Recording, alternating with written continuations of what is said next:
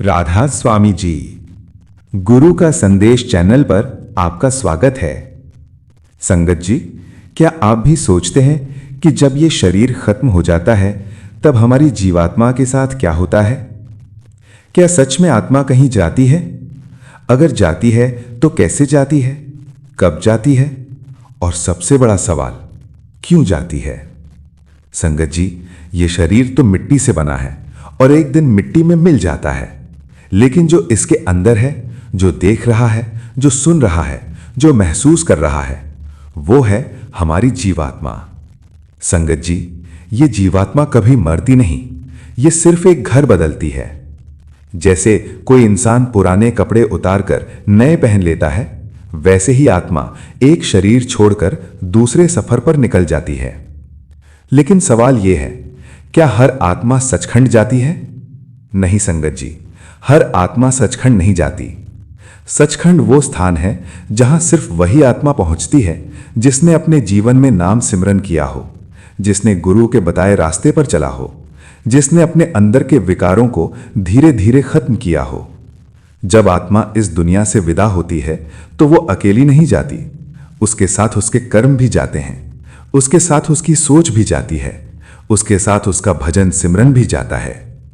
संगत जी, जिस आत्मा ने सारा जीवन सिर्फ दुनिया में बिताया, जिसने कभी अंदर की ओर ध्यान ही नहीं दिया, उस आत्मा को फिर से जन्म लेना पड़ता है। लेकिन जिस आत्मा ने गुरु का नाम पकड़ा, जिसने सच्चे दिल से सिमरन किया, उस आत्मा के लिए रास्ता बदल जाता है। जब उस आत्मा का अंतिम समय आता है तो उसे डर नहीं लगता, क्योंकि उसे पहले से ही रास्ता पता होता है। वो अंधेरे में नहीं भटकती। कहते हैं संगत जी, जिस आत्मा ने सिमरन किया होता है, उसके सामने एक रोशनी आती है। वो रोशनी कोई आम रोशनी नहीं होती, वो दिव्य प्रकाश होता है, और वही प्रकाश उसे इस संसार से उठाकर ऊपर की ओर ले जाता है। धीरे धीरे आत्मा शरीर से अलग होती है, जैसे कोई पंछी पिंजरे से आजाद हो जाए। शुरुआत में थोड़ा अजीब लगता है, लेकिन फिर एक अजीब सी शांति मिलने लगती है। न कोई दर्द, न कोई डर, बस एक सुकून। संगत जी, आत्मा ऊपर के लोकों में प्रवेश करती है, एक एक करके परतें पार करती है, जहां जहां उसका कर्म और उसका सिमरन उसे जाने की इजाजत देता है। और जब आत्मा पूरी तरह से पवित्र हो जाती है, जब उसमें कोई मैल नहीं बचता, तब वो सचखंड में प्रवेश करती है।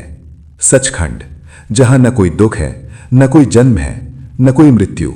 वहां सिर्फ प्रेम है, सिर्फ शांति है, सिर्फ आनंद है।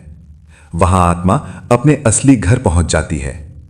संगत जी, जिस आत्मा ने सचखंड का अनुभव कर लिया, वो फिर कभी इस दुनिया में लौटना नहीं चाहती, क्योंकि यहां सब कुछ अस्थायी है, लेकिन वहां सब कुछ स्थायी है। लेकिन एक बात समझने वाली है, सचखंड कोई दूर जगह नहीं है, ये कोई आसमान के पार नहीं है। सचखंड का रास्ता हमारे अंदर से ही शुरू होता है। जब हम अपनी आंखें बंद करके अंदर की ओर देखते हैं, जब हम सच्चे दिल से सिमरन करते हैं, तो धीरे धीरे हम उसी रास्ते पर चलने लगते हैं।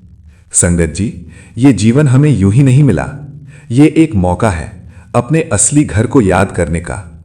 आज हम सब दुनिया में उलझे हुए हैं, रिश्तों में, पैसों में, नाम में, लेकिन जब आखिरी समय आएगा तो इनमें से कुछ भी हमारे साथ नहीं जाएगा। साथ जाएगा तो सिर्फ हमारा सिमरन, हमारा प्यार और हमारे कर्म।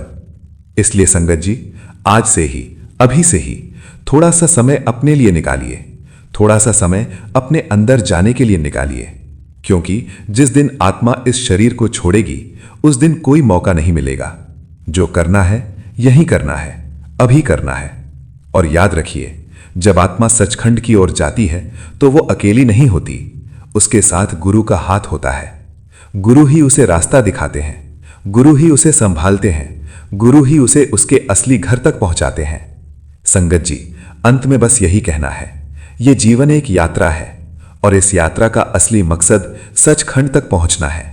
तो आइए हम सब मिलकर गुरु के बताए रास्ते पर चलें, सिमरन करें, सेवा करें और अपने अंदर उस रोशनी को जगाएं, ताकि जब हमारा समय आए तो हम डरे नहीं, बल्कि मुस्कुराते हुए अपने असली घर की ओर चल पड़ें।